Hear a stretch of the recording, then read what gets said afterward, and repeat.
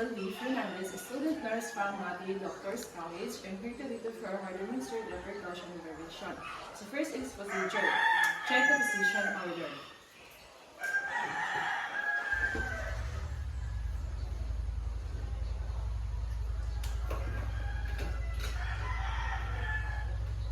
Gathering, assemble all equipment to minimize damage and save energy.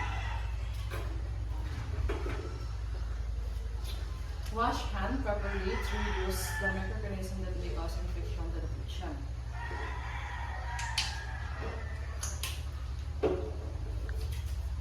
And then, explain the procedure to the patient to gain his or her creation and reduce the anxiety of the patient.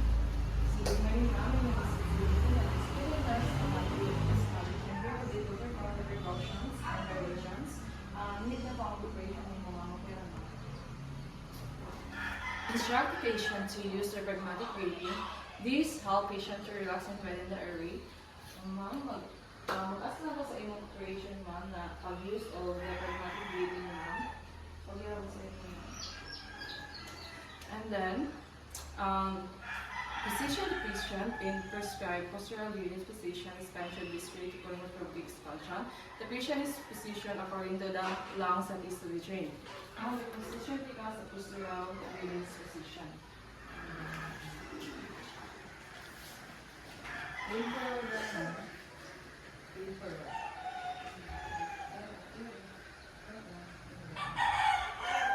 And then, prayer cross or clap with cup hands over the chest wall for 5 minutes over each segment for cystic fibrosis, 1 to 2 minutes for other condition. The lower ribs to the back of the shoulder, to the lower ribs to the back of the chest to front. Also, avoid clapping the kidney, liver, spine, breast, capricorn, or sternum. Precaution to this area may cause injuries to the spine or external organ. So, mag-perform ko o precaution sa akong client.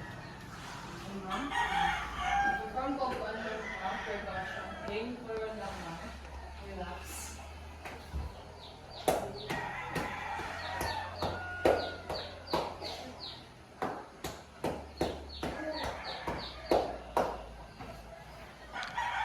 And the next is vibrations. First is instruct the client to inhale slowly and deeply, vibrate the chest wall as the patient exhales through the first loops. This setup of vibrations, through the chest wall and helps with the mucus. And ma'am, only among the procedure, instruct ng tatawag, inhale slowly and deeply po ang katilang ba. Place one hand over the top of the other over place one hand on the top of the other over the affected area, or place one hand on each side of cystic fibrosis. Tense the muscles using hands and arms. Vibrate the chest wall. Vibrate the chest while applying moderate pressure downward. Vibrate hands and arms. This maneuver is performed in the direction in which the ribs moves and expirations. Release the thorax as the patient inhale slowly. Ma'am, inhale, exhale ng malalim. Again, inhale, exhale.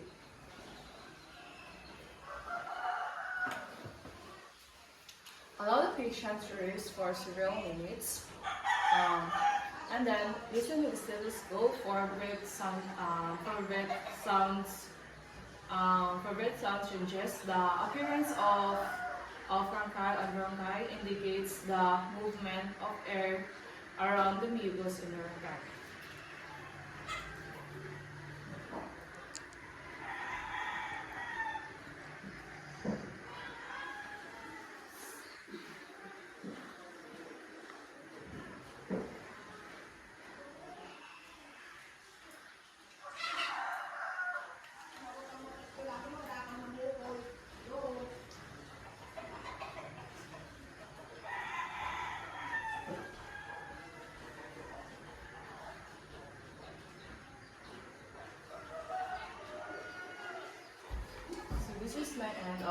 demonstration and precaution and intervention.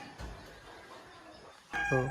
So next is postural drainage. So first is procedure. So check the position order.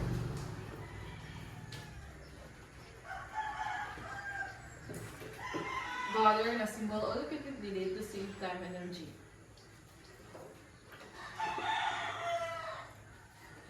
Wash hand properly to reduce the spread of pathogen to the patient.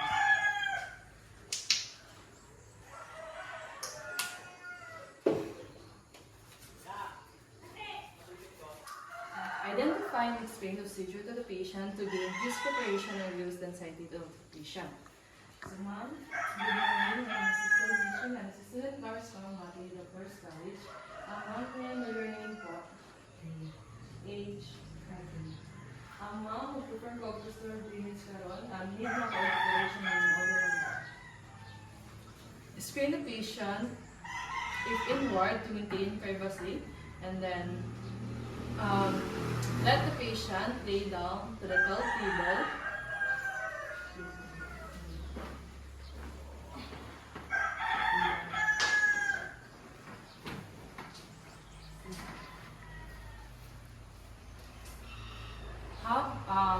Drain upper lips, have patient sit up as possible. Have patient laying right for 45 degrees angle. 45 degrees angle for 5 minutes and lay same angle for 5 minutes. Laying right po, ma'am.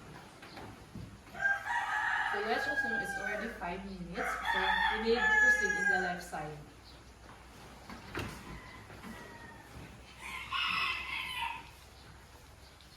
Have patient lean forward for 30 to 45 degrees angles for 5 minutes and backward same angle for another 5 minutes. Lean forward lang. Linggo sa. Ay, linggo lang. Lean forward sa. Forward. So let's assume it's already 5. So let's patient lean backward for 5 minutes.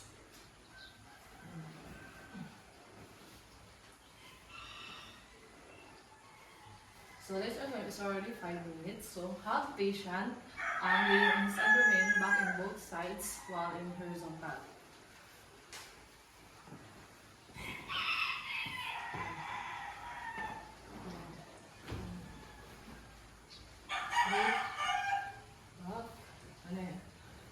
Right. Next is down.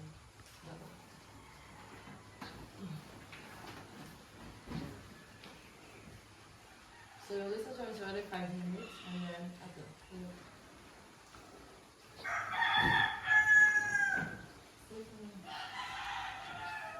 and then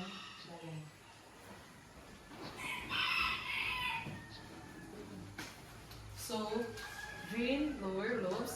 Have place patient inside the position on the bed or table. Use pillow brush to relieve leaves higher than the head.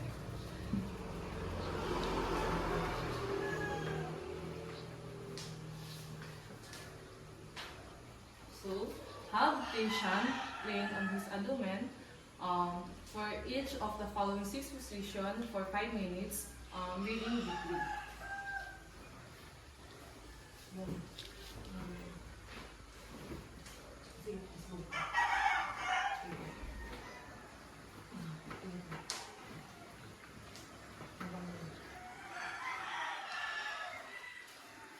Have fish on the left side, mid shoulder, perpendicular to the bed.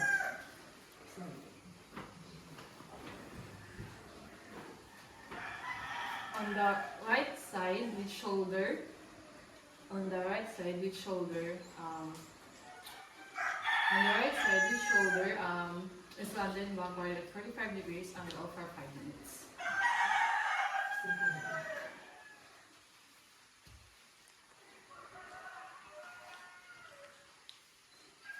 So let's assume it's already 5 minutes. So on back,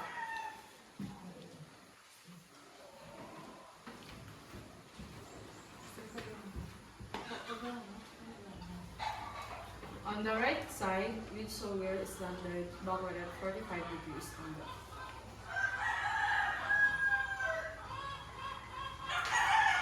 On the on the on the on the on the on the abdomen with head turned to side.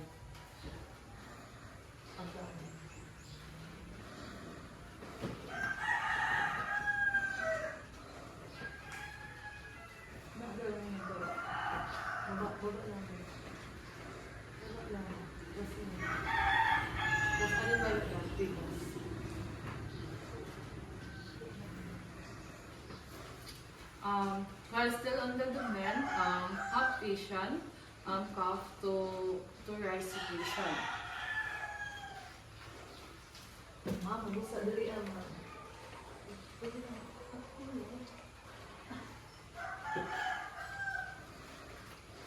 Um,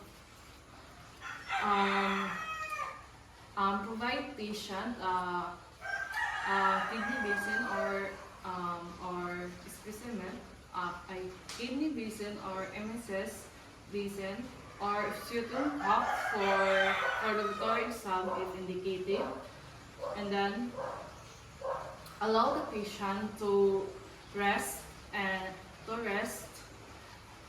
Allow the patient to rest for several minutes to gain back the energy levels of the patient and normalize breathing.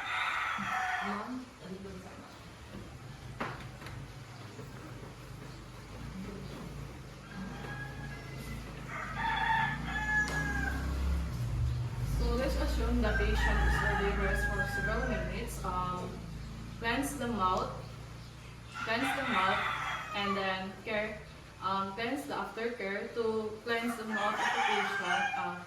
To cleanse the mouth of the patient so that it will not alter taste nor cause bad breath.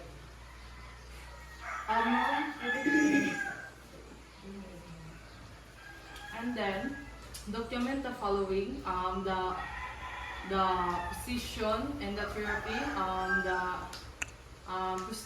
secretion procedure, and the changes of the respiratory status, and lastly is the reaction of the patient.